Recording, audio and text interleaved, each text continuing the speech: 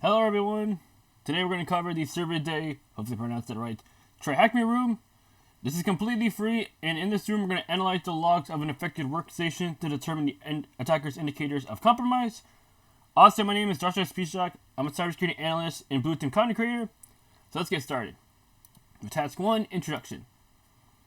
Alright, we're going to set up the virtual environment because to successfully complete this room, we'll need to set up the virtual environment. So this involves starting both the attack box, if you're not using your VPN, and lab machines, ensuring you're equipped with necessary tools and access to tackle the challenges ahead. So that being said, I'm going to click on Start Attack Box, and click on Start Lab Machine. So that way we have both the attack box and lab machine. And as you can see, they're booting up right now. Also, in this room, we will analyze the log data from a compromised workstation using the Kibana interface. In this room's task, we will explore the components of the elastic elk stack. Don't worry if you don't understand that term, we're going to cover it in the tasks coming up. And gain insights into the various search and filter functions available in Kibana. Our ultimate goal will be to decipher the actions executed by a malicious actor on the affected system. Additionally, to ensure that our findings are useful in practice, we will map indicators of compromise (IOCs) identified in the logs to relevant tactics and techniques outlined in the MITRE ATT&CK framework. Okay, I know that's a lot of information, so let me break down the terms, starting with indicators of compromise. So let me do this, and let me copy this. AI mode, could you please define indicators of compromise and provide examples relevant to cybersecurity incidents. Alright. What are indicators of compromise? Could you please explain this term and provide examples as well? There we go. Indicators of compromise. What is that? It is digital clues or evidence that suggest a computer network or system has been breached. Cybersecurity teams use these artifacts to detect ongoing attacks, respond to security incidents, and prevent future network intrusions. Some examples and overall core types of IOCs are network artifacts such as unusual outbound network traffic, connections to known malicious IP addresses. Host-based artifacts could be like unauthorized registry alterations, unexpected system configuration changes. For file and process artifacts, unknown executable files running in background processes, or specific MD5 SHA-256 file hashes linked to malware. And also authentication anomalies, such as repeated failed login attempts from unusual geographic locations, or privilege escalation activities during off hours. So you probably also have heard of the term indicators of attack. So in this section, I'm going to break down each one so that you understand how IOCs differ from IOAs. So starting with indicators of compromise. You look backward to answer what happened, focusing on evidence left behind after an attack begins. Indicators of attack, on the other hand, are IOAs. They look at real-time activity to answer what is happening right now, focusing on the active intent and strategies of a hacker during an intrusion. So hopefully that helps you better understand what indicators of compromise is and some examples as well. And here are some really helpful websites to help you better understand indicators of compromise as well. Awesome. Alright. Now let's talk about the MITRE ATT&CK framework. Let me open this up. Go over here. Alright. What is the MITRE ATT&CK framework? The MITRE ATT&CK framework is a globally accessible knowledge base of adversary tactics and techniques based on real-world observations.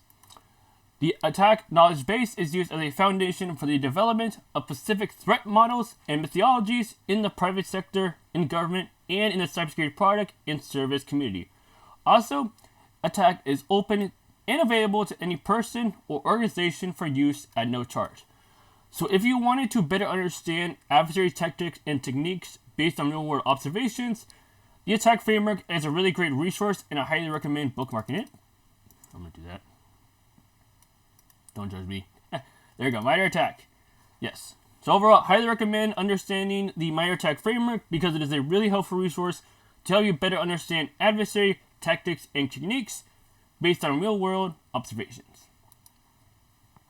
All right. For this room, awesome. All right, we got our attack box up and running, and we should have our attack lab machine. Where is our lab machine? All right, attack box IP, lab machine. Awesome. Cool. All right, room objectives. We're going to get familiar with the Elastic Elk stack and its components. So let me talk about the Elastic Elk stack. Elastic Elk stack. All right. Just for some background information, we're going to learn more about each part in the upcoming tasks. But just for like a foundational understanding of what Elastic Elk is, the Elastic Elk stack is a powerful group of open source tools, Elasticsearch, Logstack, and Kibana, used together to collect, store, search, and show data in real time. You can learn more about the official components and downloads on the Elastic Stack page. So if we click this, meet the search platform that helps you search, solve, and succeed. You can start the free trial or download and get started. Again, it should be free. Elasticsearch, Kibana, and integrations right here. Elasticsearch is for your searching. Kibana is your dashboards. If you like dashboards, suck. Integrations. You can deploy, combine, and much, much more. So overall, if you wanted to learn more about the Elastic Stack, the Elastic website is a really great resource to help you better understand it. And you can also click on these to learn more. So, for example, Elasticsearch. We have the official, I believe this is the official documentation. No, not the Elastic Agent. Yes, the Elasticsearch to make us help better understand it. Much, much more. So overall, Elastic is a really great website to help you better understand the Elk stack. And I highly recommend bookmarking it if you truly want to get a better understanding of the Elastic Stack features and overall Elastic Stack as well. All right. So that being said, we're going to get familiar with the Elastic Stack and its components. We're going to understand the significance of log data analysis in detecting and investigating security incidents. We're going to get introduced to Kibana and its key functionalities for data analysis, visualization, and exploration. Awesome. And we're going to gain hands-on experience for analyzing log data to identify real-world security threats and anomalies. So there are some also prerequisites. General familiarity with Windows. Check out the Windows Fundamentals module. And also general context on seams and how they are used, or SIEM, however you pronounce it. Tomato, tomato. The introduction to SIEM is an excellent room for this. So if you don't know what a SIEM is, don't worry. I'm going to help you better understand what it is. So, what is a SIEM and the important features of it? All right. What is a SIEM or SIEM? Security Information and Event Management is a software solution that aggregates and analyzes log data from an organization's entire IT infrastructure to detect and respond to security threats. By collecting data from firewalls, servers, endpoints, and applications in one central location, a SIEM provides security teams with real-time visibility into malicious activity across their network. So overall, a SIEM basically aggregates and analyzes all the data in your environment into one place, so that way it provides one console, so that way you can search across multiple data sources to figure what's happening in your network in real time. And important features of a SIEM are log aggregation, real-time correlation, incident alerting, compliance reporting, that's important, user and entity behavior analytics, threat intelligence aggregate integration, and data retention as well. And also there's some examples of SIEM you probably heard of, like Splunk, Elastic, IBM QRadar.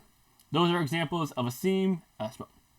Alright, hopefully that helps you better understand what a SIEM is and the important features of a SIEM as well, such as log aggregation, real-time correlation, and much, much more.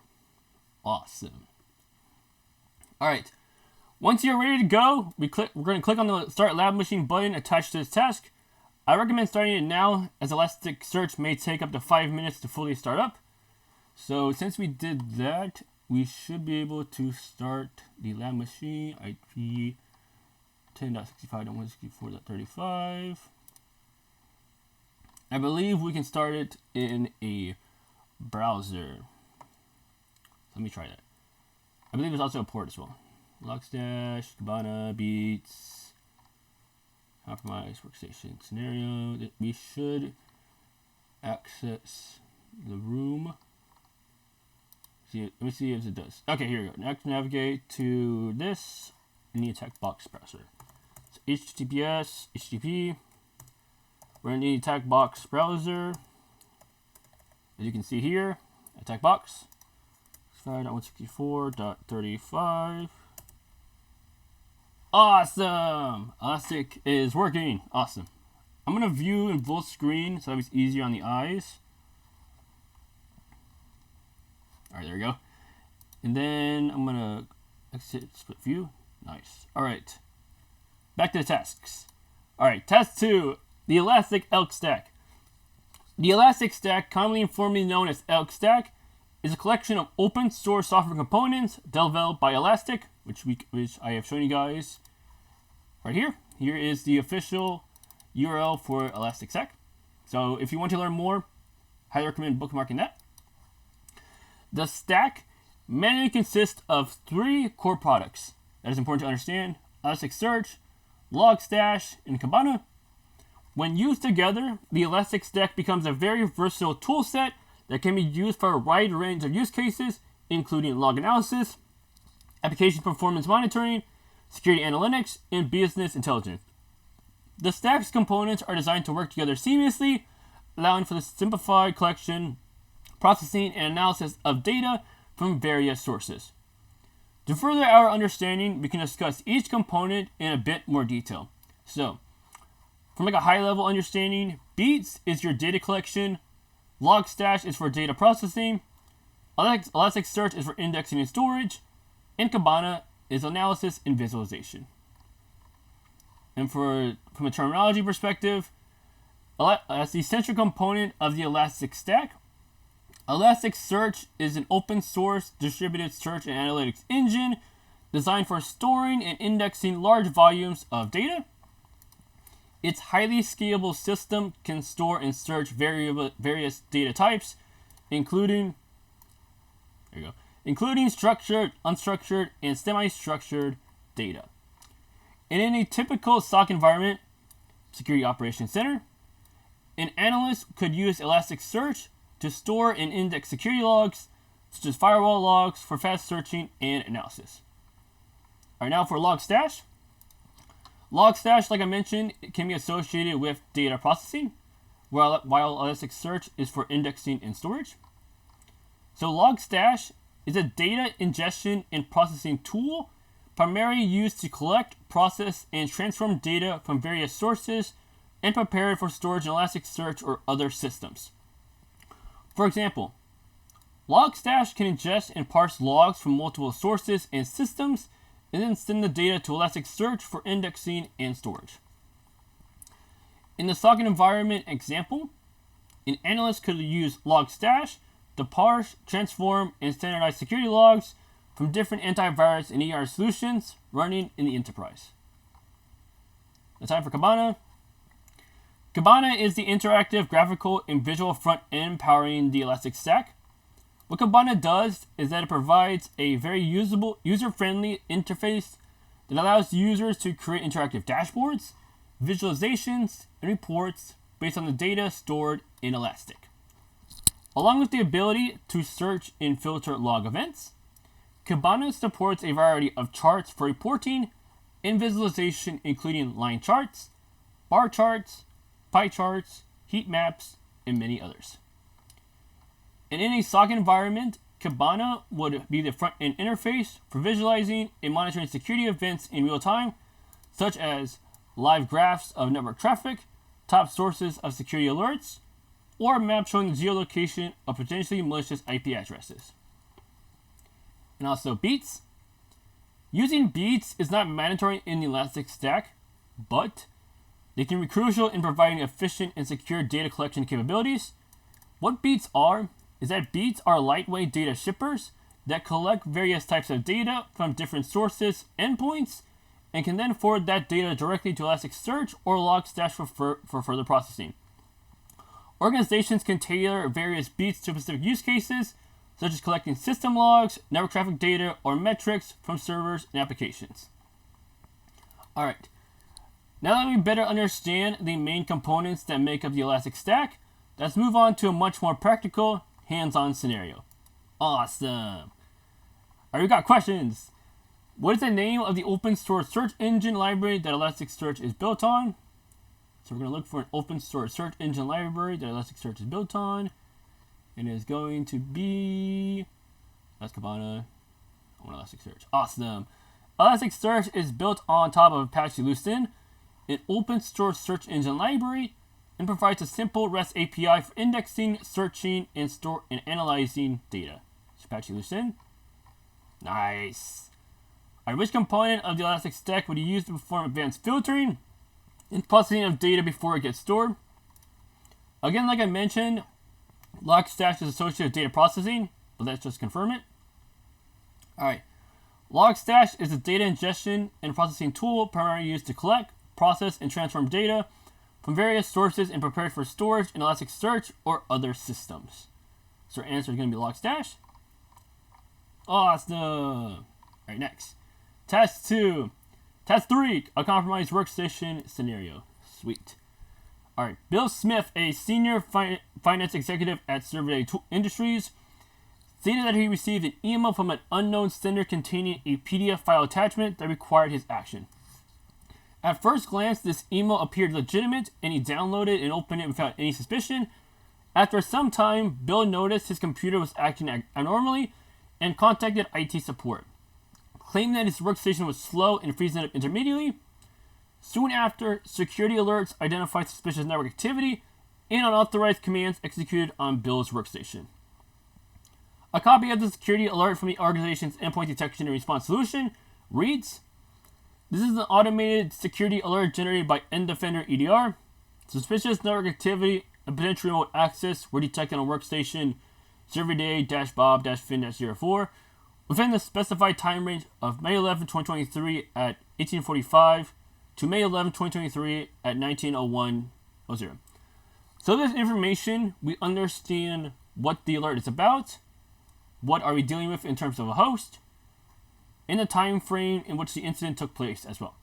So, as a SOC analyst at Servidae Industries, it's up to you to investigate the security alert by reviewing the logs to identify the case and nature of the specific activity on Bill's computer. Fortunately, the organization recently implemented an Elastic Stack solution, and an Elastic agent was installed to collect logs from Bill's workstation.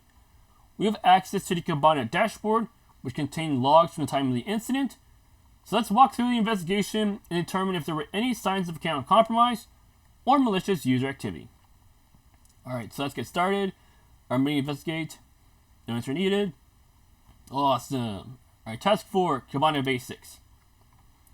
Alright, to understand Kibana and overall to get started with this room, or to get started with this task, accessing Kibana. We're now ready to access our Kibana dashboard. Ensure you have already clicked Start Machine in the first task, which we have done, and we can see the attack box IP address and the lab machine IP address, so everything's working perfectly. You can now start the attack box by pressing the Start Attack box on the top right of this room, if you haven't already. Navigate to this IP, which we have. Nice. Alright, we got Elastic. And once Kibana is fully loaded, this may take up to 5 minutes, you should see the Elastic logon page. And please log in using the following credentials. Using your name Elastic and password that. Alright, Elastic. And I believe... what's this? Oh, we can copy and paste into the VM. So if I copy, let's see. If I take this, and I copy here. Okay, I can paste this, and then I can copy this. And I should be able to paste this in here. Awesome! Not now. Let's clear this up. And let's see if we get into Elastic. Nice! Alright. Cool. Alright, if you see a bad gateway response, get the system more time to start up Elasticsearch and Kibana. It can take typically up to 5 minutes to start each service. Or if that being said, let's move on to Discover. By default, you'll be directed to the home dashboard, which we can see here, which displays several options for managing the Elastic Stack and integrations. Kibana is an incredibly powerful visualization tool, and we can't cover everything it offers in this room. But if you want to learn more about Kibana, you can go to this website, elastic.co, Elastic Stack, and you can click on Kibana to learn more about Kibana. There you go. And here's the URL, elastic.co, Kibana. Awesome. All right. We can't cover everything it offers in this room, but if you want to learn more, here's the URL. Sweet. All right. To remain focused on our investigation, head over to the Discover page, which is found by clicking the left-hand menu icon and selecting Discover under the Analytics tab. So let's do that. We're going to go to click on this next to D, move to Analytics, and then click on Discover. Nice. All right, awesome. All right, the Discover tab in Kibana is a user interface that allows you to explore, search, and analyze data in real time. It is a powerful tool that helps you quickly and easily find patterns, anomalies, and trends based on log data. To accomplish this, you can search for specific terms, fields, or patterns in the data, and add numerous filters to narrow down the results based on criteria such as time range, source, or type. All right, time filter. Systems and endpoints produce a massive amount of logs. Yes, they do. So it's crucial to use filters to examine them efficiently. There you go. Kibana's time filter, for starters, enables you to narrow the records to a specific time range, making it easier to identify the events leading up to and during the incident. Note, by default, Kibana uses your browser's local time to determine how to present log events. To achieve consistency with this walkthrough, please ensure your time zone in Kibana is set to Europe, London, and you can edit the time zone settings here. All right, so we're going to go to Kibana settings. I think it's over here. All right, let me just open another tab so that way we can do the. Let me just duplicate this. And let me do this. You can edit the time zone events here. So I'm going to copy this. And I'm going to copy this here. And paste it here. And I'm going to take this. I'm going to copy. And paste it here.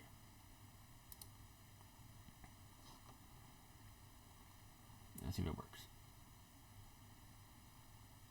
Oh, come on. You can do it. Oh, my bad. Oh, no. Let me do this. Use this tab. Since we're using the attack box, I'm just going to open another tab. And then I'm going to do paste and go. Nice. Paste. There we go. Oh, why is it doing that? All right. Let me just do copy. Then do paste. Copy this. We're going to paste and go. We're going to paste it and go. Awesome. There we go. Loading Elastic. This should give us our time zone data. And it does. Configuration recommended. Date format. Browser. Time zone. The default time zone. Default is browser, which we see. But the date format that we want is Europe, London. So we're going to change this to Europe, London.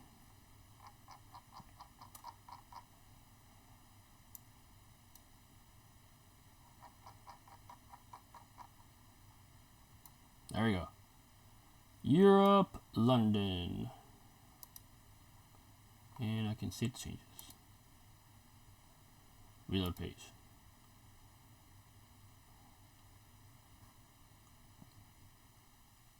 And now we should see, yes, the changes have taken place.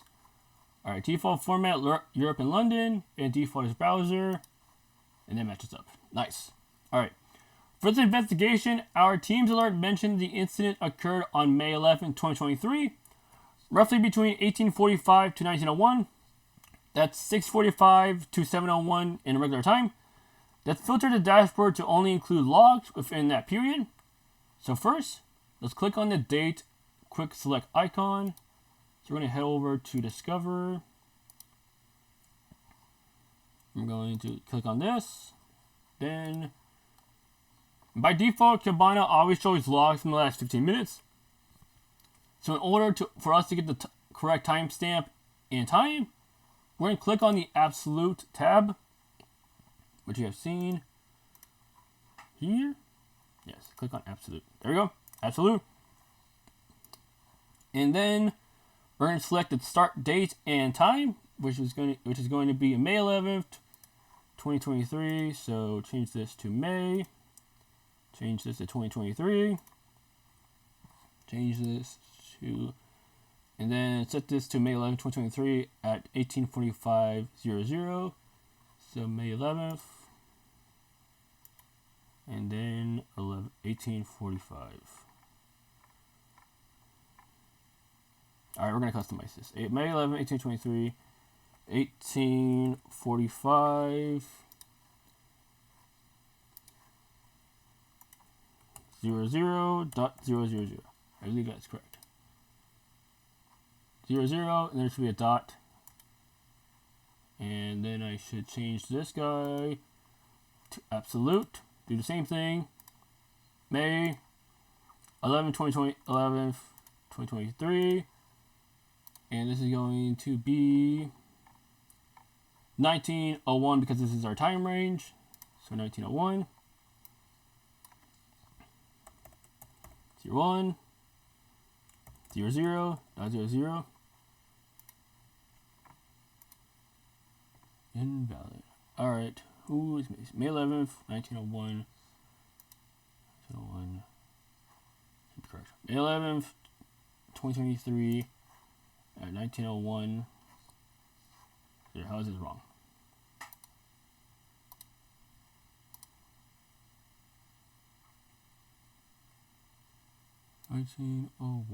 What? May 11th. And then we change this to 1901. There we go. Alright, now we said update.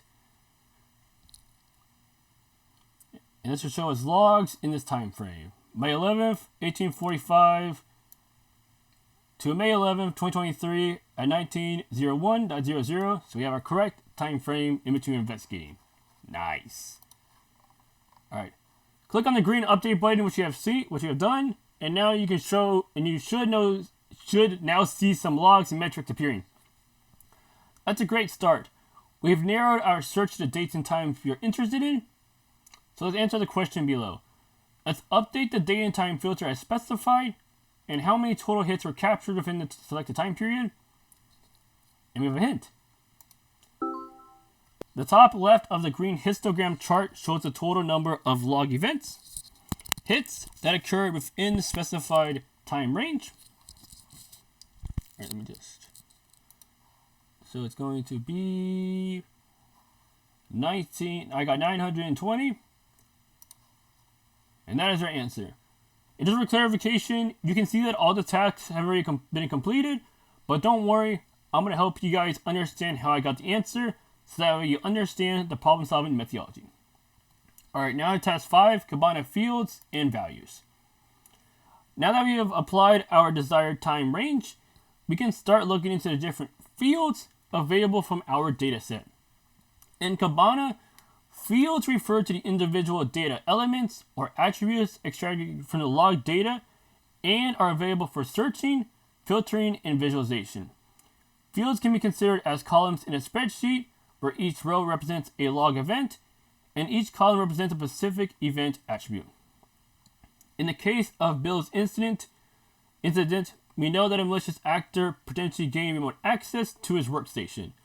Through this context, we can infer that the attacker likely ran commands on the system, attempted to elevate privileges, access files, attempted to maintain persistence, and more.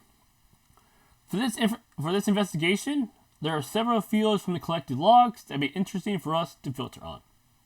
Alright, we got agent name, event category, process command line, process executable, process name, process parent name, related user, source IP, and destination IP. And also you can refer to the ECS field reference for a complete guide on the Elastic Commons schema of fields. So if we click on that, we can see all the fields here for more information about them. I'm going to bookmark that because it can be really, really helpful. And also you can get started for free with Elastic 14-day trial. All features included and no setup required. Very nice. I should see Elastic field search. Nice. Alright. All the selectable fields are under the available fields header on the left-hand pane in Kibana. Find the name of one of the above fields, hover over it, and click the blue plus icon. This will add the field as a visual column. Additionally, you can click on any field name to bring up a window highlighting the top values in the current data set for that field. You can also search for field names directly using the Search Field Names bar at the top of the left-hand panel. Alright. The top values feature is often a quick way to infer interesting patterns or trends in the logs. For example, we can quickly determine if any IP addresses stand out, indicating the potential use of a command and control server. So if you don't know what command and control is, let's click on it. What command and control is that, what is AI? Alright, let me go to Plant B. Could you please explain what command and control is and provide examples of it? Alright, explain what it is and provide examples. Alright, what is command and control? Command and control, or C2 or CNC, is the infrastructure, techniques, and mechanisms cyber criminals use to maintain communication with compromised systems inside a target network. Once malware infects a device, it needs a way to receive instructions from the hacker and send stolen data. Send stolen data back. The C2 infrastructure establishes this vital lifeline, turning a single infected machine into a remotely controlled puppet. So just to better understand this, again, once malware infects a device, it needs a way to receive instructions from the hacker and send stolen data back. The C2 infrastructure establishes this vital lifeline, turning a single infected machine into a remotely controlled puppet. And here are some common C2 architecture models, like centralized model, peer-to-peer model, randomized beaconing model, and real-world examples of C2 techniques, like DNS tunneling, web-based traffic, social media and cloud services, domain generation algorithms, and internet relay chat. Awesome. Alright, hopefully that helps you better understand what command and control is. Sweet. Alright. We can also learn which processes run most frequently on the compromised workstation, or which user accounts are being accessed or created. Note, enable the fields in the order specified in the bulleted list above, as they will become helpful in analyzing the actions the malicious attacker may have conducted on Bill's compromised workstation. So we're going to enable the fields in the order specified in the bulleted list above. So we're going to click on, alright, we're going to answer some questions. Alright, look at the top values under the destination IP field. Which IP address stands out? And we have a hint. Most of the top 5 values are from within the same network or local host. There is one external IP address that stands out. So what we're going to do, we're going to go here. We're going to go to destination IP. Click on the blue icon or white to add it. Nice. We should see destination IP. And we should see the top 5 values right here. Okay, we got local hosts, we got some internal IPs, and we got this 84.237.52.156. Let's take this and let's use IP info to learn more. Or I'm gonna show you guys a really I'm gonna have IP info. We go here, we click on this, and it should show us, yes, this is an external IP we see that the location is Riga Riga. Hopefully I pronounced that right. IP location, I'm going to say Latvia. There we go. Anonymization, ASN, company, and abuse information. But also if you wanted to have abuse reports associated with this IP, if you want to learn more about that, we can take this IP, and we can also use abuse IPDB, and paste. And it's going to show us the ISP, usage type, ASN, domain name, country, and city. And if there are any IP abuse reports for this IP, it will be found here. So we have confirmed that this is our external IP. And we're going to try to find the answer, which IP stands out. And we can see here, out of these IPs, this IP stands out. 84.237.52.156. Nice. All right, that's our answer. All right, using an IP address lookup tool such as IPlocation.io, which I have done, what country does the IP address originate from? And we have a hint. Paste the IP address into a lookup tool and check the country or country name field in the response. So we use IP location, abuse IPDB, and the answer that we got was Latvia as the country. Nice. All right. Which process name is running the most frequently on the compromised workstation? Give you a hint. Look under the top values of the process.name field. So let's go to process.name field. Let's go to that. I'm going to search for this process. There we go, process.name. And we see that our top one with the most percentage is curl.exe. Sweet. All right, moving on to task 6. Kibana sorting and filtering. Sorting. To start retracing the attacker's steps, we can reverse the order of the logs to show us everything from the beginning of our selected time range first in ascending order. So we're going to click on the small sort icon next to the columns tab and choose old to new. The logs will be displayed from the earliest to the latest timestamp, with the oldest logs appearing at the top of the list and the most recent ones at the bottom. Sort fields, so let's go to old to new. And let me just take out the destination IP so that we see the logs better. Go X. Nice. All right, old to new. And field filters, there are still 920 results to examine. So let's filter this down to start looking at commands that were run on the compromised workstation.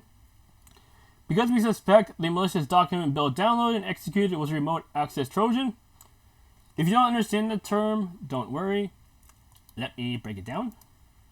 Could you please explain what a remote access Trojan is and provide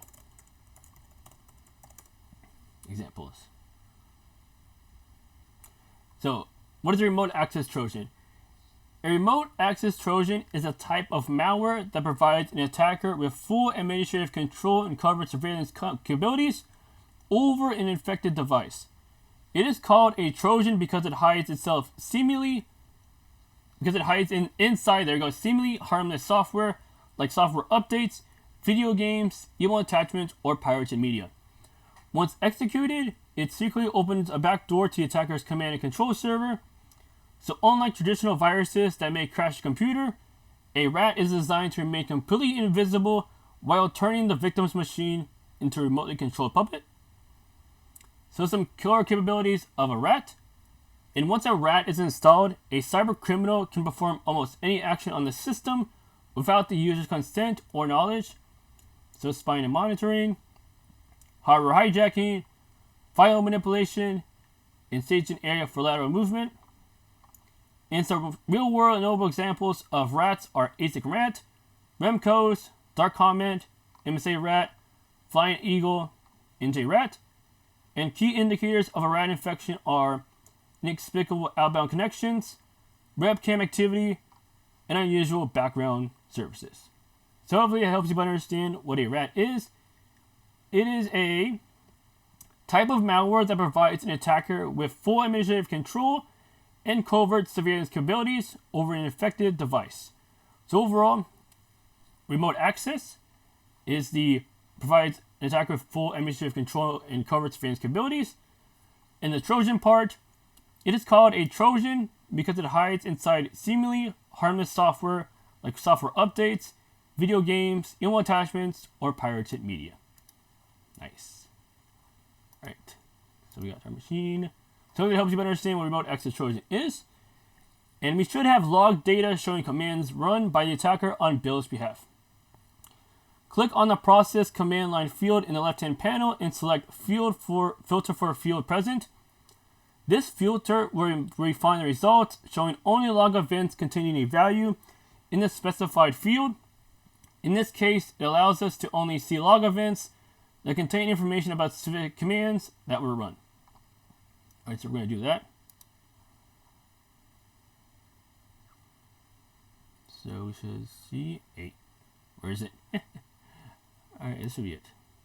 Alright, cool. So filter for field present. So let's click on process command line. And we should filter by present, field present, this. Awesome! Now we see process command line events. Sweet, where it exists. Nice, nice. Alright, after running this filter, we should see the results in the date histogram pan drop dramatically to only 174 log events. If we check, yes, yes, that is correct. 174 events. Nice, nice. Alright. Additionally, because we are only concerned with Bill's workstation right now, we can click on agent name and click the blue plus icon next to Bill's workstation, Servidae-Bob-Fin-04, and the total number of results remain the same, but it is good practice if we are analyzing logs from multiple agents or sources. And finally, we can repeat the same steps to filter the related user field to user Bill Smith, as we want to know what it was executed by Bill Smith's user account. And do some command line process analysis. So first, we're going to go to agent name and click on add this so we can see that field. Maybe we should see it. Oh, add fields to the column. There we go. Nice. And then we should also add Bill Smith as a related user. So let's type related user. And we're going to filter by Bill Smith.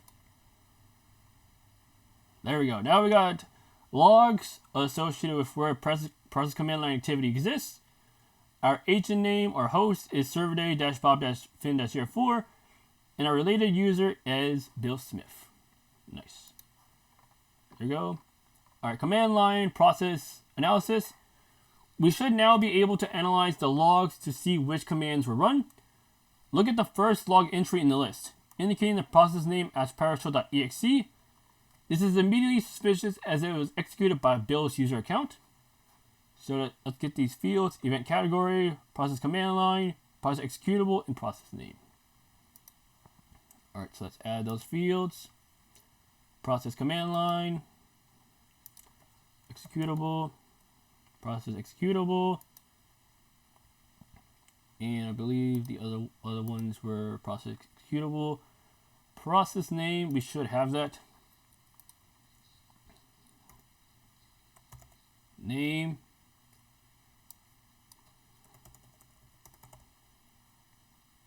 And also event category. And nice. Event category, process name, process executable, and process command line. Related user, agent name, and timestamp. Very nice. And we can see here PowerShell.exe. Nice. It matches up. Alright. What is PowerShell.exe? PowerShell.exe is the executable file for Microsoft Windows PowerShell. PowerShell is a command line shell and scripting language designed for system administrators and power users. While typically used for legitimate purposes, in the context of a finance executive's compromised workstation, a log entry indicated that PowerShell.exe was used could be a case for concern. Attackers often use PowerShell to execute malicious commands on compromised systems, as it provides a powerful interface for interacting with the system and executing scripts. So some log details. Let's look into the details of this log entry, which we can do by clicking the expand icon just to the left of the log entry. So what this will do, let's click on this. And we can see the events expanded here to make it easier on the eyes. There we go. Very nice. Nice. And once open, we can see many pieces of metadata attached to this log entry. And also let's open the expanded document model on the right-hand side of the page, which we see here. And think of the document as a set of key value pairs in JSON format. So if you wanted to see the JSON, you can see it here in key and value, and which map to each available field in the log entry. And when you expand a document in Kibana, you will see the fields in the log entry and their values. Awesome. Alright, once open, we can see many pieces of metadata attached to this log entry. And by scrolling to the bottom, we can switch to the second page, showing us more info on which process was run. Specifically, the message and process command line fields show how the attacker likely gained initial access. So let's go here, look at message and process line. Rows per page, 25. I want 500, so I can see more. There we go. All right, message right here, and process command line.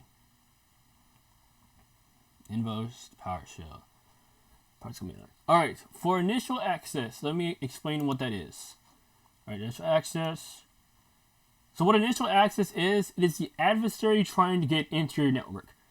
Initial access consists of techniques that use various entry vectors to gain their initial foothold within a network. Techniques used to gain a foothold include targeted spear phishing and exploiting weaknesses on public-facing web servers.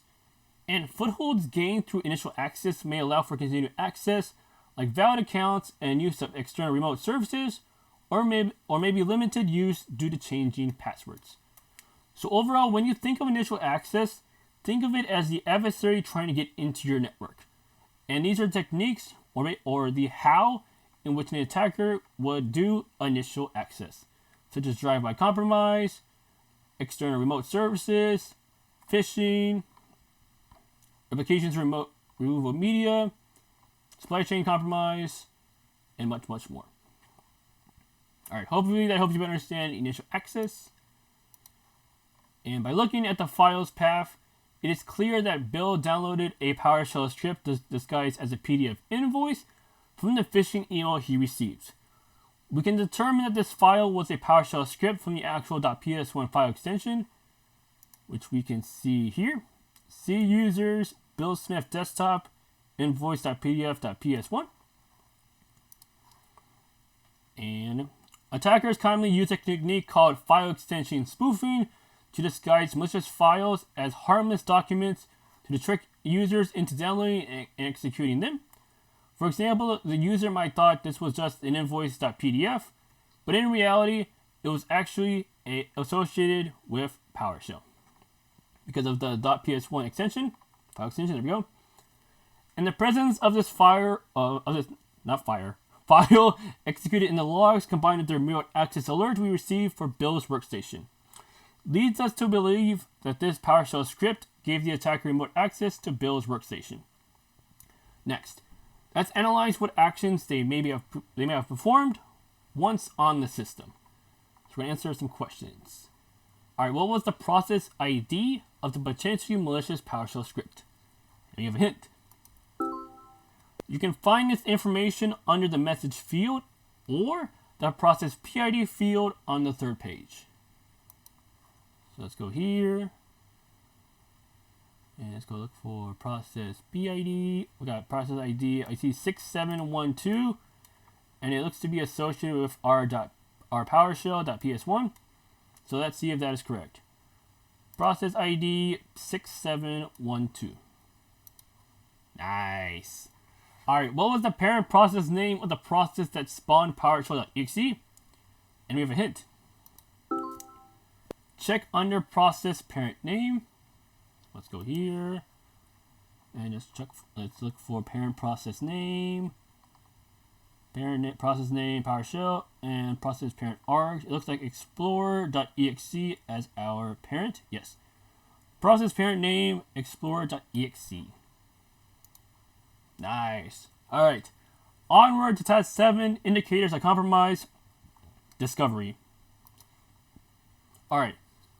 Discovery. And just for context, the MITRE attack or the attack stands for Adversary Tactics, Techniques, and Common Knowledge Framework.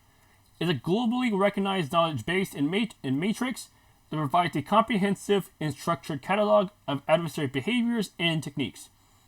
It is designed to help organizations understand, categorize, and mitigate the tactics and techniques used by threat actors during cyber attacks. So in the context of this task and MITRE attack, we're going to focus on discovery. Discovery refers to the techniques and methods used by adversaries to gather information about the target environment, such as its network systems and user accounts.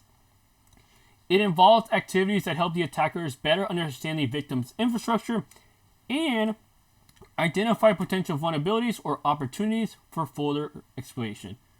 So if we go to MITRE attack, instead of initial access, we're going to click on discovery. And discovery is, like they mentioned, the adversary trying to figure out the environment, such as discovery consists of techniques an adversary may use to gain knowledge about the system and internal network.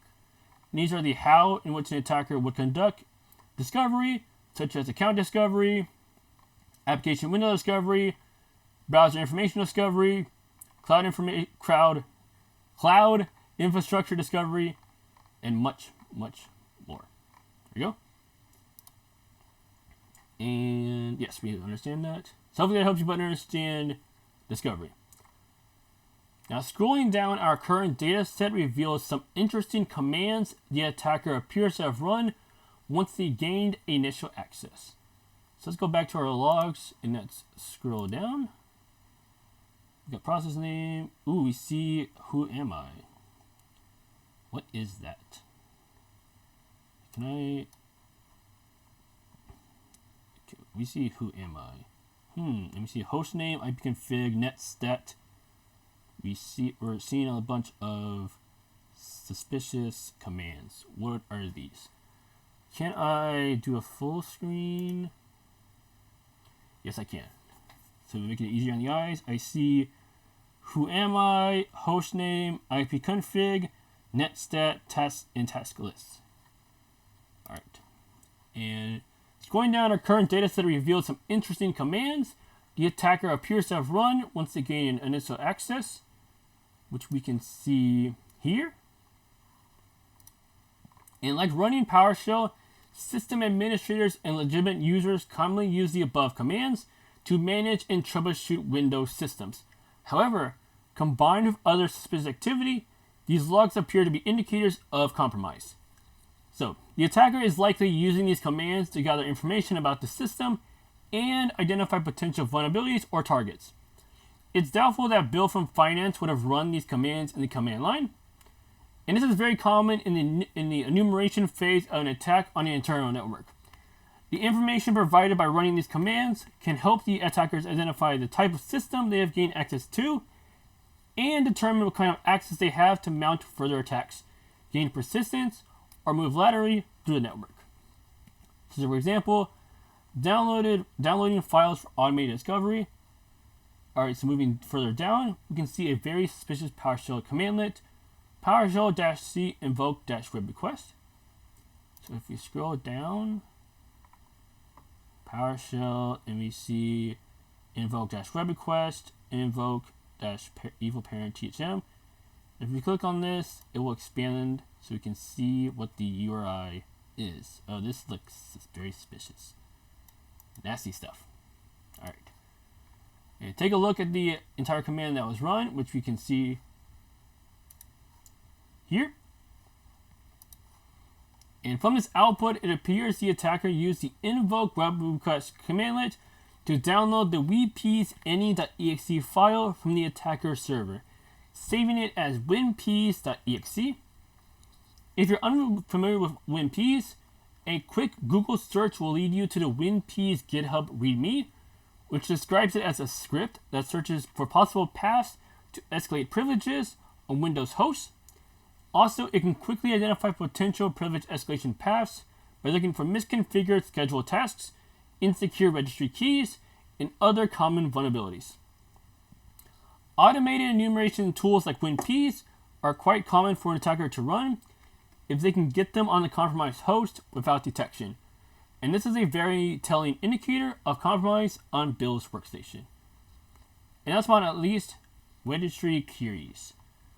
So after executing winpeas.exe, it appears the attacker found a potential avenue for privilege escalation from this script's output and made some queries to the Windows registry to validate. So let's look for registry events. So we see our WinPeas for privilege escalation, and then we see registry queries. What's happening? Specifically, the attacker is querying the registry to see if the always install elevated entry is set. This entry determines whether users can install programs or updates on the system with elevated privileges. So if we click on this, you should see always install elevated. So we see Microsoft Windows installer, always install elevated. And this is a well-known privilege escalation method and is documented in the Juggernaut set blog if you're interested in how it works. So if you click on that, you will understand more in detail about the always install elevated Windows privilege escalation technique. And all credit goes to the author as well. Alright, next, we'll look for indicators that this privilege escalation method was used. And if the attacker managed to gain higher levels of access to a build system, they could perform more malicious activities such as creating backdoors for persistent access or modifying system configurations. We got some questions to answer. Very nice. All right, what is the domain name of the attacker's server hosting the WinPeas executable?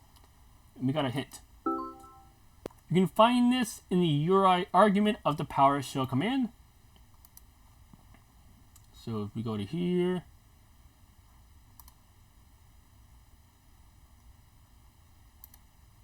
we can see the domain evilparent.thm-uri, http evilparent.thm, winpeas.any.exe. Our file winpeas.exe. So it looks like the domain is evilparent.thm. Nice. Evilparent.thm is our answer. And what is the full file path of the HK local machine registry entry that was queried? And we can check under the process command line field, ensure that you're looking at the correct registry tree. And so the full path of the HK local machine entry is going to be software policies, Microsoft Windows installer. Nice. Software policies, Microsoft Windows installer. Sweet. All right, moving on to task 8, indicators of compromise privilege escalation. All right. In the context of MITRE attack, privilege escalation refers to a tactic used by adversaries to obtain higher access privileges within a compromised system or network. It involves using techniques and exploiting misconfigurations to elevate privileges from the initial compromised state to gain more control and access to sensitive resources, data, or functionality. And privilege escalation is typically performed after an adversary has gained an initial foothold or unauthorized access to a system. And by escalating privileges, adversaries increase their ability to move laterally within a network, access sensitive data, execute malicious actions, and potentially evade detection by security controls. Understanding and detecting privilege escalation techniques is crucial for effective defense and mitigation against advanced attackers. Alright, using KQL, use a Kibana query language. Now that we've identified a privilege escalation path the attacker likely took, we can confirm this theory by going deeper into the logs. So by researching the always install elevated privilege escalation technique, which you can learn more in this awesome write-up here, it appears that it is commonly exploited by an attacker acquiring and executing a malicious MSI file, which is then run with elevated privileges, even if the user running the MSI file is not an administrator. An MSI Microsoft Installer file is a format used to install programs on Windows systems.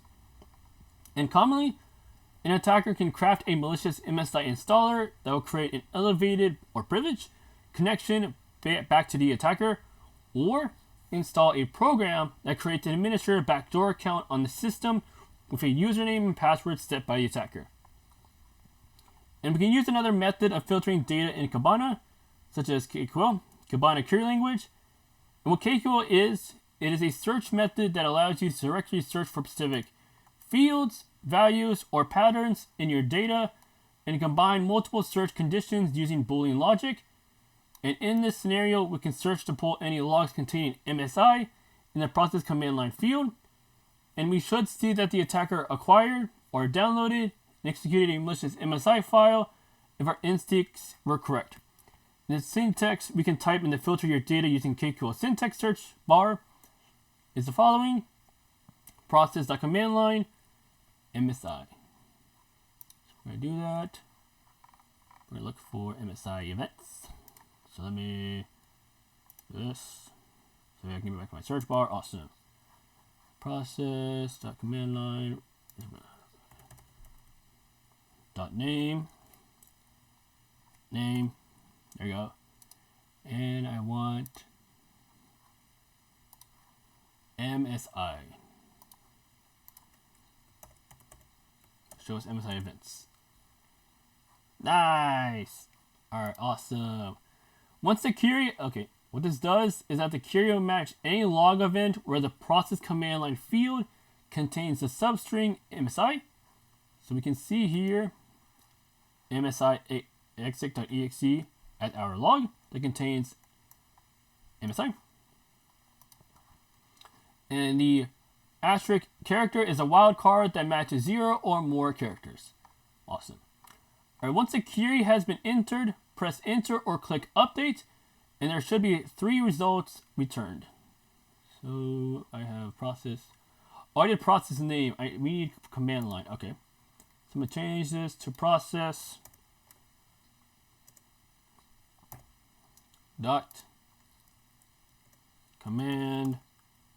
Actually, let me just restart it. Let me just do this. Process. There we go. Command line MSI. Should get 3 results. Nice. What you do. Now we can see MSI in the process command line and executable fields. And if we expand them, yes, we see MSI mentioned in the log. Go back. Nice. Alright, the first result appears to be using the PowerShell invoke-red request commandlet, again to download the malicious MSI file, and the second event log seems to execute the malicious file using MSI exec.exe, and the utility used to install .msi files. And to validate this, we'll need to expand each of these entries to view the entire process.command line field. And executing this file likely gave the attacker an elevated shell or command line on the compromised workstation. Because of this, we'll have to change some filters to ensure we can see those elevated log events in the next task. Alright, so pertaining to our question, what is the name of the malicious.msi file? And we have a hint. Expand the event logs to see what was run, and the file name was specified in the out file argument of the PowerShell commandlet. So it should be expanded admin shell.msi is our answer. Nice. All right, onward to persistence. Indicators of compromise, persistence, task 9. All right, persistence. In the context of minor attack, persistence refers to the tactics and techniques used by adversaries to maintain long-term access to a compromised system or network, even after initial access. After achieving elevated access on a compromised system, an attacker typically looks for ways to maintain their access and gain persistence. Gaining persistence typically involves establishing a foothold or a backdoor on the system, often through creating a new user account, modifying system settings or files, installing a rootkit, or scheduling a task. And by gaining persistence, attackers can continue exploiting data, spreading malware, and performing other malicious activities without detection. As mentioned in the previous task, the attacker likely exploited the always install elevated registry setting to achieve an elevated command shell on Bill's compromised workstation. Because of this, we'll have to change the filters we currently have set. This is because when a process runs with elevated privileges, it typically runs in the context of the system user account. So first, let's clear the process.command line MSI KQL filter, as we need to expand our scope. So we need to ensure that by doing that, we need to click on the green update icon after clearing the search bar. We're going to go back to our this, and then we'll update. Update. All right, now we can see just regular events that don't contain MSI. There we go. And once we have done that, we're going to need to change the related user field filter from Bill Smith to system. So we can do this by removing the existing filter and adding it again with system as a filter this time. We're going to remove this and then click on related user, and this time we're going to do system. And now we see events where the related user is system instead of Bill Smith. There you go. Nice. All right. Persistence. Creating administrator accounts. Briefly looking at the histogram chart at the top of our dashboard shows a small spike of activity at 1854.00, which is right around the time the attacker achieved elevated access. So, to define it, and overall to explain, a histogram chart displays the frequency of data within each time block as a bar. With each bar representing a separate time block, we can click on the time block for 1854.00, which will update the time filter and narrow down the results even further. We click here, and we can see we have 9 events because we are looking deeper into the events associated in this time frame, such as May 11, 2023, and 1854 to May 11, 2023, 1854.30. Nice. All right, we can immediately see some suspicious commands being executed at 1854.04. The specific command is the net user command. The net user command, for more background information, is used in Windows to manage and create user accounts. And the entire command run by expanding the log event shows that a new user account was created, the password was set never to expire, and password changes were disallowed. So we can look at our logs and process command line. All right, net.exe, we see a backdoor. Let's see what this guy is. Net user backdoor add password set to expire, never expire, and password change no. All right. So what this does is that the second highlighted command net user backdoor. What this command does is that it adds a new user account. Well, it shows that a new user account was created, backdoor, and it was added to the, I believe, the backdoor account. backdoor. Let's just say a backdoor account was created. There we go. And the password was set never to expire, and password changes were disallowed. There you go. All right, the second highlighted command, net local group administrators. adds the newly created user to the local administrator group on the compromised system. So putting these commands together, the attacker created a new administrative user right here that they use to maintain privileged access to Bill's workstation, even if their original method of compromise, invoice.pdf.ps1, is discovered and removed. Another persistence mechanism is task scheduling. So let's continue by reverting to our original timeline to see the rest of the events. To do so, click on the calendar icon, which we can do that. Then select May 11, 2023 at 1845, this, to May 11, 2023 at 1901 under recently used data ranges. So that way we can revert back to our original timeline. The recently used data ranges, we can see here. Now we see the rest of the events. Nice. All right. Additionally, remove the related user filter as we are still interested in any processes the Bill Smith user executed. So we're going to remove the related user filter because we want to see also the Bill Smith events as well. And then click on the next spike of records at 1856:30 to drill into this time frame. And breaking up the logs in this way can help to improve the efficiency of log analysis by allowing you to focus on specific periods or events of interest.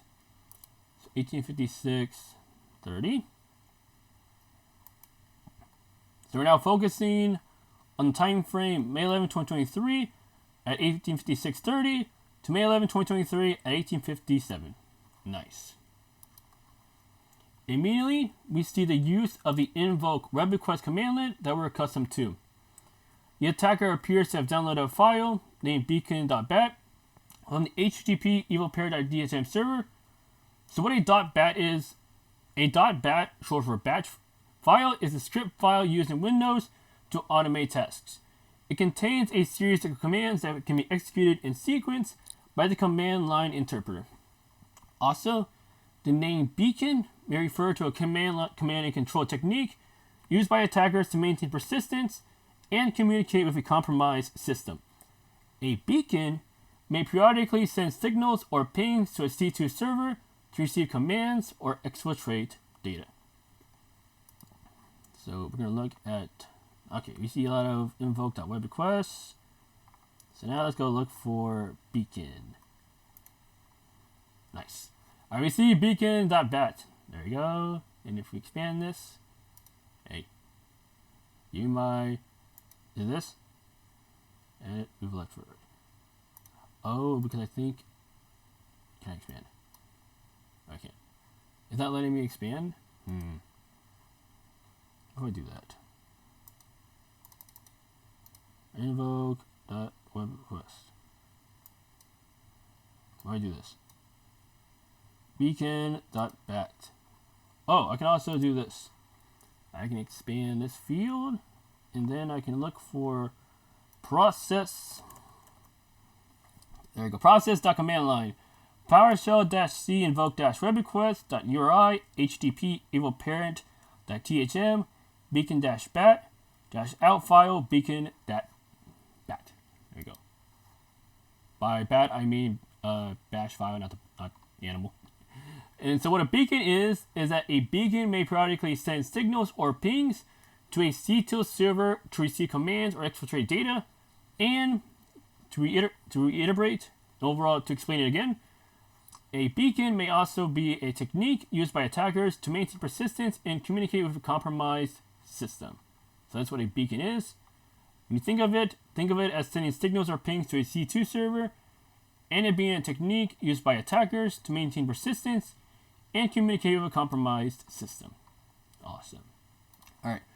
After several log events indicating the download, it looks like the attacker was running the beacon.bat file, which was immediately followed by several curl commands, likely sending data or signals to the HTTP evilparent.thm server. So we're going to click, so reverting to original timeline once again, and narrowing down the next time block to 185700, we see the interesting command, the sctasks command. So let's do that. Let's go here. Let's revert back to our original timeline. Do this. And then we're going to focus on 1857. And we should see schedule.tasks right here. And let's expand. Beacon. Alright, let's define what this is. As mentioned earlier, attackers often use schtask.exe or Windows Task Scheduler to maintain persistence on a compromised system. By creating a scheduled task that runs a malicious script or executable at a specific time or interval, an attacker can ensure that their malware or backdoor is executed automatically, even if the system is rebooted or the attacker loses access to the system. Now, based on the entire command below, it appears that the attacker created a new automated task called Beacon, which runs the beacon.bat file every minute as a system elevator administrator user. So what this does is that using the Windows Task Scheduler, a new automated task called Beacon is created, which runs the beacon.bat file every minute as the system administrator user. Alright, last but not least, another persistence mechanism, registry editing, or method. The last persistent method we can observe is related to the Windows registry again, and occurs directly after the schtask.exe, Windows Task Scheduler, event log. So let's go here, and we can see after this event, we see a registry event associated with persistence. So let's explain more about this. By expanding this log event, which we have done here, so reg add all of this, we can quickly determine that the attacker accessed the Windows registry and added regadd a new entry. The Windows registry, to explain it further, is a central database that stores important configuration details about the operating system and its applications. By modifying the registry this way, attackers can create a persistence foothold on the system to maintain access, even after a reboot or system update. In this case, the attacker added a new entry to the run key, which causes the admin shell.msi file to be executed automatically each time Bill logs on. So, to explain more about this and overall to break it down, there we go. In this case, the attacker added a new entry to the run key, which causes the admin shell.msi file right here to be executed automatically each time Bill logs in. As we recall earlier, the admin shell.msi file is a malicious file created by the attacker to spawn a remote shell with elevated privileges. With everything we've analyzed so far, it appears quite apparent that an attacker was able to gain initial foothold into Bill's workstation, use discovery techniques to identify an avenue of privilege escalation, and made several configuration changes to create backdoors and maintain persistence on the compromised system. So let's answer some questions. What is the name of the user account that the attacker created to maintain privileged access? Alright, we got a hint. The syntax for this command is typically net user, username, password. So let's go look at our net user mention. And we see backdoor mentioned. So username backdoor, password backdoor. Nice. Alright, what is that flag sent via curl request to the evilparrot.thm server? We have a hint.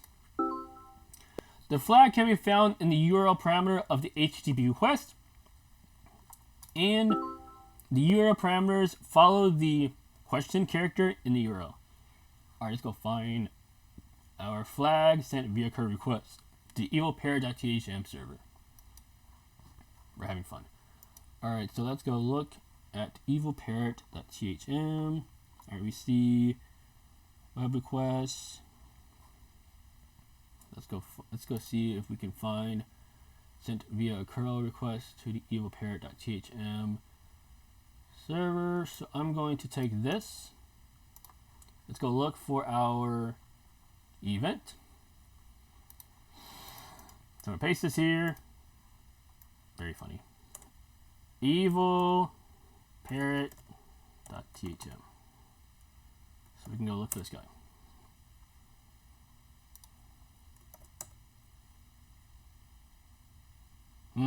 Process command line exists. So what happens if I take this out? Oh, I need to change it to my original timeline so I can see all events. And we got 39 events. All right, now we're looking for the curl request. And we can see a invoke, PowerShell, PowerShell, PowerShell again. Lots of PowerShell. See PowerShell, PowerShell. FTP. I wonder what this is. Let's go find PowerShell.invoke.evilparent.chi. Or we see PowerShell, but we need to find curl. Let's go see if we can find a curl. So exit out of this. Let's go try to find curl.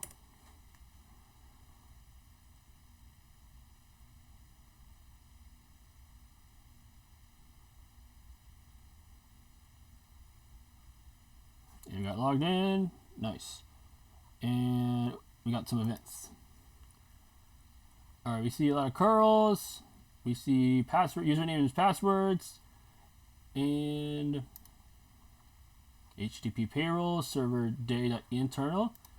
Okay, so let's see if we can find 1845. Oh, let me also sort old to new. All right, so we're looking at old to new. HTTP URL server, Bill Smith. Curl HTTP beacon.thm, and we are see our flag. THM, can you hear me? So this is going to be our flag. THM, can you hear me? Awesome. All right, what is the name of the registry value that the attacker added? And we have a hint. So in the reg add command, the V flag is used to specify the name of the registry value being added or modified. So let's go look at that information.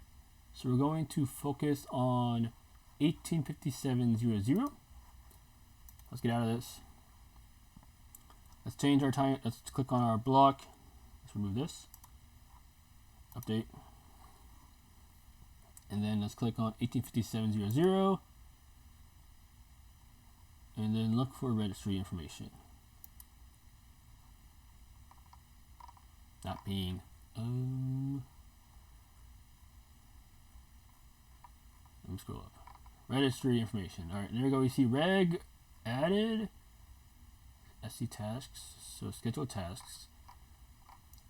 So we see the persistence mechanism with scheduled tasks, and now we're going to look at reg add. So we see this. All right. And our question is, what is the name of the registry value that the attacker added? So if we look at our log, we see run-v, which is going to be our registry value. So -v, backdoor shell. I see backdoor shell right here. -v, backdoor shell. Nice. All right. Task 10. Indicators of compromised lateral movement. In the context of malware attack, lateral movement refers to the techniques and methods used by adversaries to pivot through multiple systems and accounts and explore the network to gain access to their target. Once an attacker has gained initial access to a workstation, they may use lateral movement techniques to explore the network and find other systems to compromise. This may involve leveraging vulnerabilities or weaknesses in network protocols or software, using stolen credentials, passing hashes, or hijacking existing sessions to move from one system to another. So we're going to start out with network enumeration.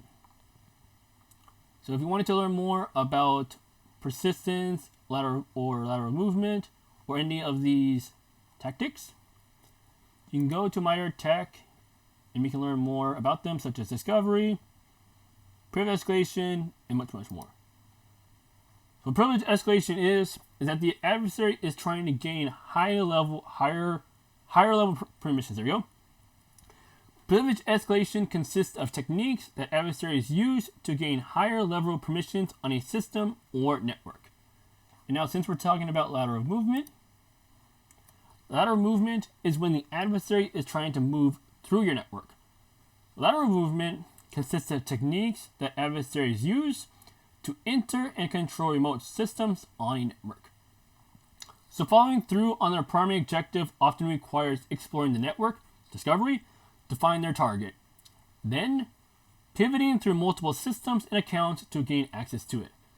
Finally, attackers might install their own remote access tools to accomplish lateral movement or use legitimate credentials with native network and operating system tools, which may be stealthier. So, first, the attacker tries to learn more information about the network to find their target through discovery. Then, they try to gain higher level permissions with privilege escalation. And now, and establish persistence, which can be found here. Adversaries trying to maintain their foothold. And now we are focusing on lateral movement, which is the adversary trying to move through your network, through your environment. There you go.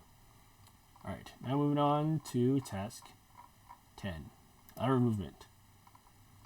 All right, so hopefully that helps you better understand where we are in terms of the tasks, and hopefully that helps you also better understand the tactics, discovery, privilege escalation, persistence, and lateral movement.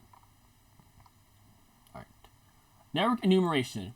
The first curious log entry that suggests the attacker might be preparing to move laterally can be found in the fourth log event within our current filter. So we can look here and we can see network enumeration.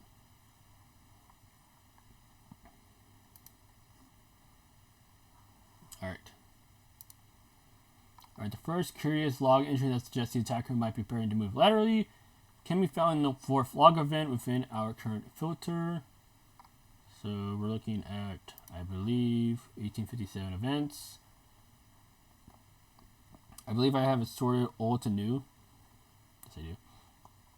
I see curls, I see systems. HC, Will Smith, reg entry. We see red query, that was persistence.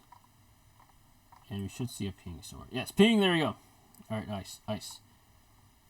Ping payroll Servidae .external, that internal.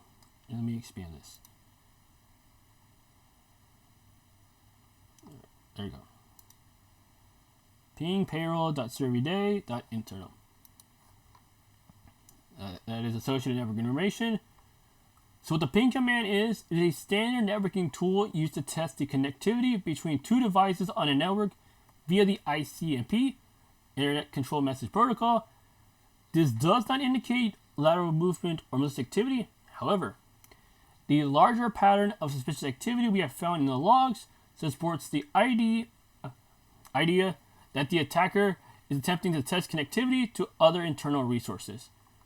Because Bill is a finance executive, we can infer that the payroll.servidae.internal website is an internal payroll tool Servidae uses. If an attacker managed to use Bill's compromised workstation to pivot and gain access to an internal payroll system, the consequences of data exfiltration and tampering could be detrimental. So let me explain what data exfiltration and tampering is. and provide helpful resources and examples as well. So could you please define what data exfiltration and tampering is and provide examples and resources associated with it.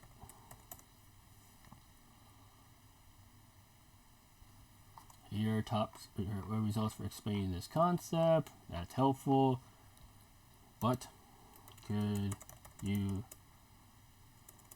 to clarify, could you please explain what data exfiltration and tampering is pertaining to cybersecurity incidents? All right, there we go. Awesome. All right, data exfiltration.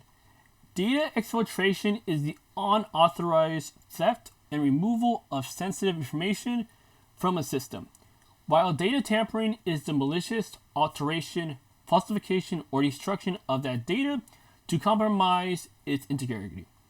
In cybersecurity, these two concepts represent fundamentally different attacker goals. Exfiltration targets data confidentiality, stealing it to exploit or sell.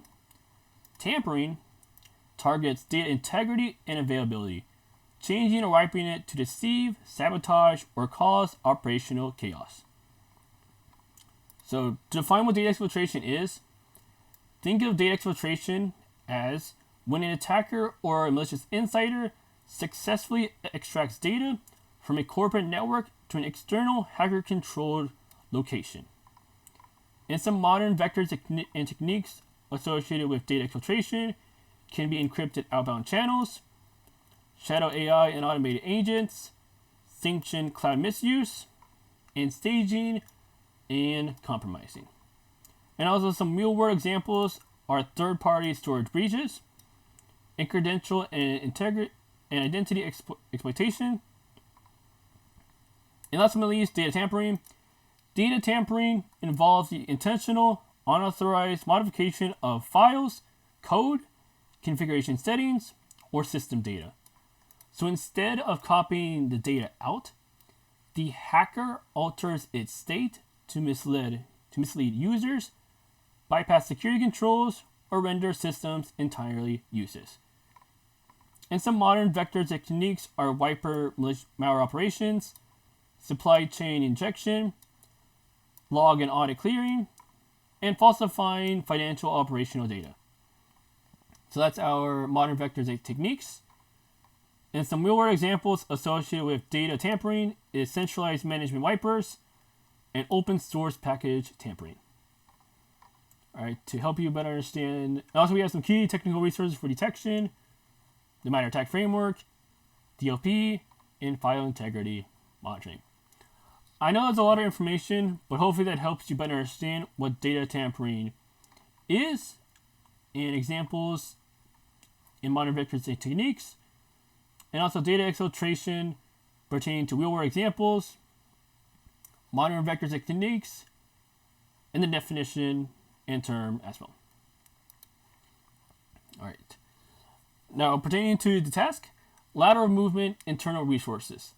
To investigate deeper, let's reset our time range to where it was initially, but let's change the start date to May 11th, 2023 at 1857:30. This way, we'll see just the remaining logs captured. So let's change this to 1857:30. Actually, let me go here. 1857. Let me get my original time frame. So we want the original time frame, but we want this to be 1857:30. And there we go. May 11, 2023 at 1857:30 to May 11, 2023 at 1901. Nice.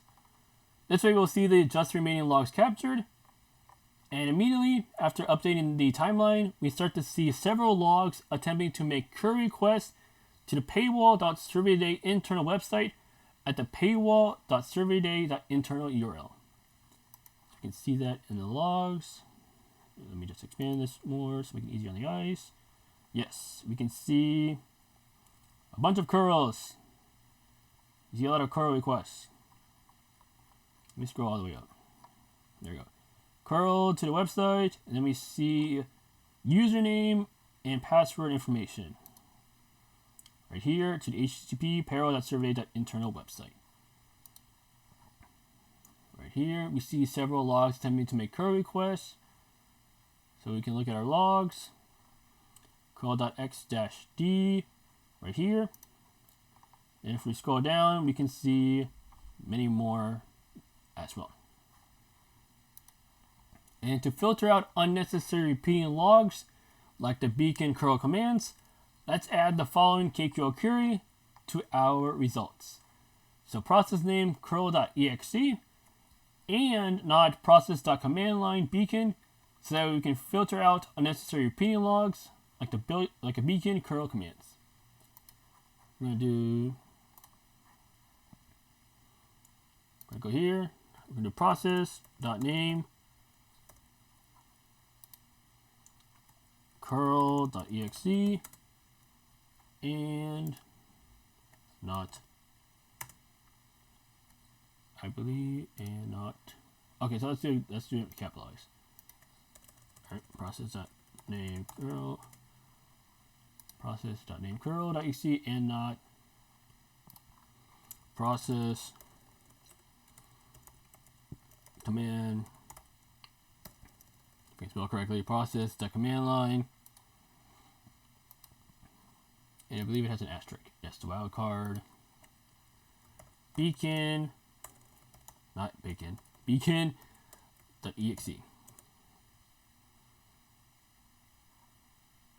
Nice. Now we can see process curl events that don't contain the process command line beacon.exe. Nice. Along with filtering out the results, this KQL query demonstrates that we can combine multiple statements using and plus or operators. We can use wildcard values to match fields that contain values rather than equal them. And we can exclude specific results by using not. In this case, we can exclude any command line result containing the word beacon. In an internal server brute force, after adding the above KQL query to our results, we now get a clear picture of what the attacker attempted to do to access the internal paywall website. It appears that the attacker conducted a brute force login attack, as the logs show a long list of post requests made to the server. And the request parameters indicate that the attacker is attempting to submit login form, submit equals submit, using the user account bsmith. Username equals bosmith. And each log event shows that the attacker is incrementing password attempts, password P3, pass3, pass4, and PS5, which is a clear sign of a brute force attack. Alright. Fortunately, we will not have to comb through each attempt to identify if there was any successful access, because we were given further information from the development team that the internal payroll website responds with a session cookie named php/id for any successful logins. Any subsequent request to the payroll server must include that cookie to remain logged in.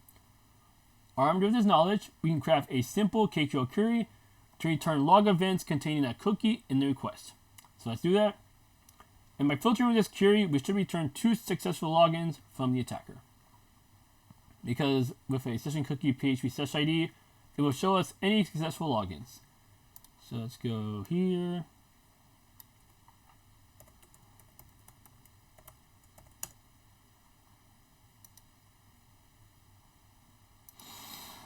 Transient 2, it shows us successful logins. So if we expand this, username, password, PHP, submit, and we have a flag. And we see the session ID for payroll.service.internal website.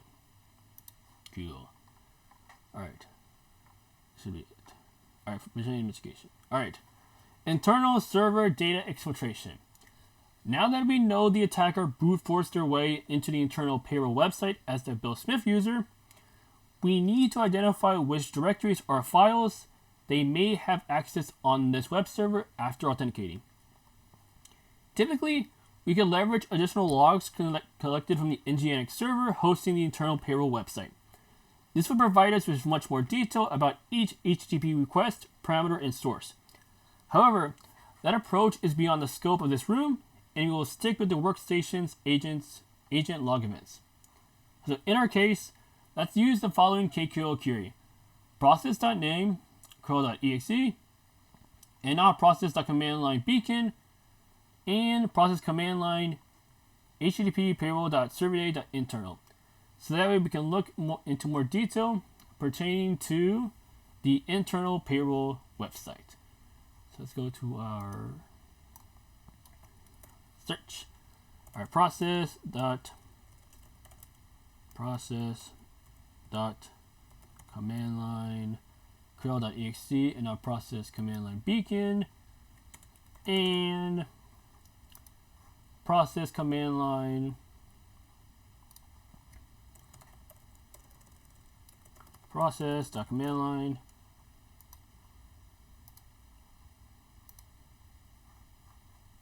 our website. HTTP, I believe, is there a slash? Yes, there is. Slash, and then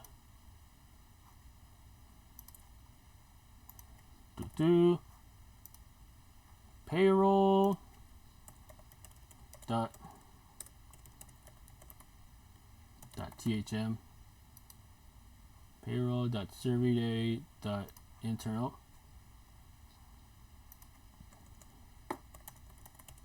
payroll.servidae.internal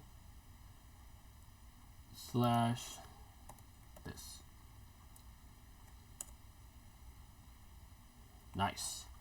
Now we can see events where where curl.exe is mentioned and beacon.exe is not, but we are also looking at process command line events where our internal website is mentioned as well. Nice. All right, and this is essentially the same query we used above, but with an additional AND statement, which we can see here, to only return log events where the attacker accessed a directory under the web server's root using a wildcard asterisk after the backslash. And this will return 3 relevant results. The first 2 results show the attacker accessing the employee-payroll.php webpage, which likely contains sensitive information only meant for the finance department. So if you look at our logs, let me expand this. We see a curl event containing the passwords and payroll.exe, payroll.servidae.internal employee-payroll.php, and then the other event, employee-payroll.php, which likely contains sensitive internal information only meant for the finance department. And finally, the final result in our logs shows that the attacker downloaded a potentially sensitive CSV file after gaining access to the payroll server. It was saved to Bill's desktop, which, if investigated chronologically without the current filters, is immediately followed by the FTP file transfer protocol command, likely to exfiltrate and transfer the stolen document back over to the attacker's system. So I know that was a lot of information, but understand that this is our final log. And what this command means, or event means, is that it shows that the attacker downloaded a potentially sensitive CSV file after gaining access to the payroll server. So we can see that the sensitive file CSV is bank-details.csv, and then it was saved to Bill's desktop, which we can, Bill Smith desktop, and then which, if investigated chronologically without the current filters, is immediately followed by the FTP file transfer protocol command, likely to exfiltrate and transfer the stolen document, which in this case unfortunately, is going to be bank-details.csv, back over to the attacker's system. Awesome. All right, mitigation. The above analysis concludes that by gaining control over Bill's workstation, the attacker could further enumerate using the workstation's access and network to identify an internal resource vulnerable to a brute force attack. By proxying through Bill's workstation, the attacker could access the internal resource and exfiltrate sensitive documents to the attacker's system. Furthermore, there are several defense concepts around mitigating an attacker's ability to move freely around the network, such as network segmentation, trick access controls, and zero trust principles. Traditional security models relied on the assumption that threats were external, and that once inside the network, users and devices could be trusted. However, this approach has proven inadequate with increasing internal threats. Zero trust, on the other hand, continuously authenticates and authorizes users, devices, and applications before granting access to resources. Alright, now let's answer some questions below. First one. What was the password that the attacker used to access Bill's user account on the internal payroll website? We have a hint. The PHP/ID Keiko query mentioned earlier may come in handy here. So let's use that. Use that hint. Password 14 minutes 20. We got enough time. Alright, session ID. Oh.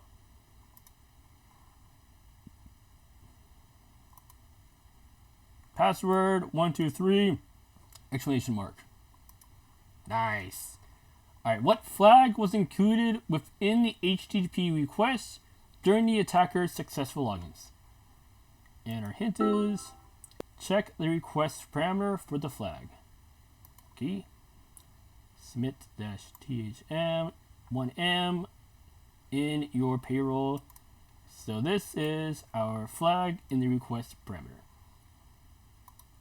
Hopefully I said that right. Check the request parameter. THM 1m in your payroll. Sweet. What was the session cookie value that the attacker included in the query request at 1858.08-001?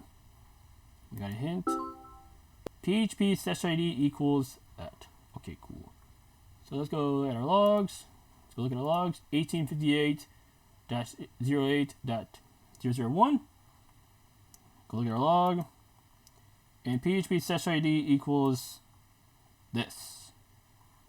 And is that our answer? Correct. Awesome. Alright, finally, what is the name of the sensitive file that the attacker downloaded? So what is the name of the sensitive file that the attacker downloaded? It is going to be bank-details.csv. Awesome. Alright, task 11, conclusion. To summarize our analysis, we identified several indicators of compromise on Bill's workstation. Also, we mapped several of these log events to common tactics and techniques conducted by threat actors. Through a comprehensive exploration of search and filter functions in Kibana, we successfully deciphered the actions performed by a malicious actor on the compromised system. And we also gained practical insights into the attacker's tactics and techniques and enhanced our understanding of real-world cybersecurity incident scenarios. This exercise highlighted the significance of log analysis and its role in detecting and mitigating security incidents, reinforcing the importance of continuous monitoring and analysis of log data to fortify our defenses against malicious actors. Next steps would be, after completing the log analysis and gaining valuable insights into the actions of the malicious actor, it is essential to highlight that the analysis phase is just one component of the broader incident response process. Typically, the remaining incident response process involves additional crucial steps that are beyond the scope of this room, but equally as important, such as containment, eradication, recovery, and post-incident activity. Additionally, the Computer Security Incident Handling Guide by NIST, which stands for the National Institute of Standards and Technology, is a fantastic resource for in-depth guidelines and best practices for effectively responding to computer security incidents. For the resource, for the research, here's the Elasticstack's official website, which we can click here, which we have, ECS field reference, and the MITRE.org website, which is the official website of the MITRE ATT&CK website, MITRE ATT&CK framework. So what this is the Elasticstack's official website, the ECS field reference, and this URL is the official website of the MITRE ATT&CK framework, which we can see here. All right, answer the questions below. Click and continue learning. No answer needed. So we have completed all the tasks. And let me terminate the machine. So let me go to terminate. Terminate.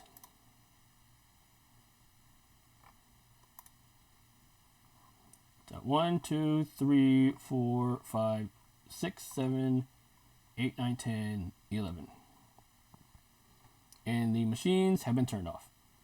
All right. I hope you enjoyed the Servidae TryHackMe walkthrough. I will see you guys for the next walkthrough. Have a great day and keep up the great work. Peace.